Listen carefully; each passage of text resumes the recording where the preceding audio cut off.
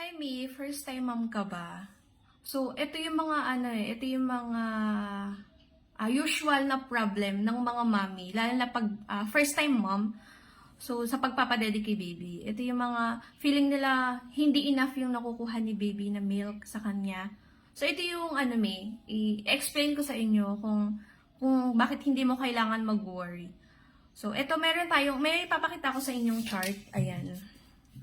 Ito. Etong day 1, ayan.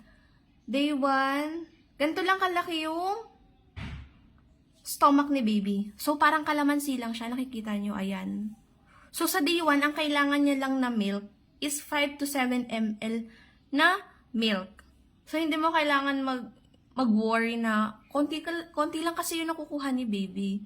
So, ayan.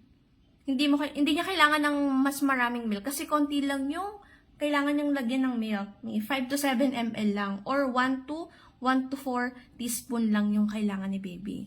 So, pagdating ng day 3, ayan, ang kailangan naman ni baby is 22 to 27 ml lang na milk.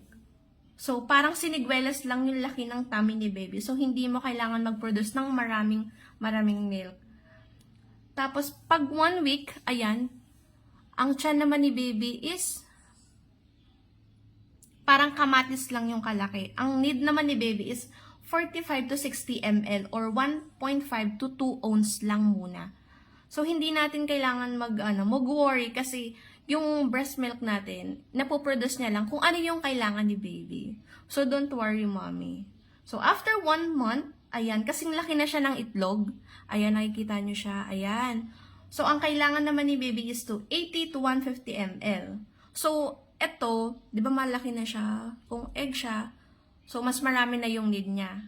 Sa 1 month na yan, Mi, mas malakas na yung gatas mo. So, mas napoprovide mo yung kailangan ni baby. 2.5 to 5 ounce ang kailangan niya. So, ayan, di ba? Enough yung milk na binibigay mo kay baby after that. Kasi, 1 month na siya, kung exclusive breastfeeding ka, kung 1 month ka na nagpapadede, malakas na yan, Mi, napoprovide mo na yung kailangan ni baby. So, paano mo malalaman kung satisfied si baby?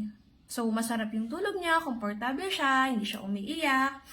Ayan, yun yung mga importance ng pagpapadede natin kay baby. So, kailangan tuloy lang yung pagpapadede. Ayan, thank you!